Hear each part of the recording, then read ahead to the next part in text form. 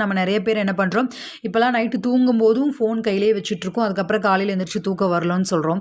So அந்த மாதிரி இல்லாமல் நம்ம ஃபோனை அவாய்ட் பண்ணுறது, அப்படியே டிஜிட்டல் இந்த மாதிரியான விஷயங்கள், அது போக வந்து கொஞ்சம் ஒரு ஒரு இன்னர் பீஸுக்கான விஷயங்கள் அப்படின்றது வந்து நம்ம ஜாலியாக பேசுகிறது, ஃப்ரெண்ட்ஸோட இருக்கிறது, ஃபேமிலி கூட டைம் ஸ்பெண்ட் பண்ணுறது, இந்த மாதிரியான விஷயங்கள், புக்ஸ் படிக்கிறது, இந்த மாதிரி புக்ஸோட ரிவ்யூ வந்து இந்த மாதிரி ஒலி வடிவில் இருக்கக்கூடியதை காதுகளில் கேட்டுகிட்டே தூங்குறது, இந்த மாதிரியான விஷயங்கள் வந்து கண்டிப்பாக நன்மை பயக்கும்.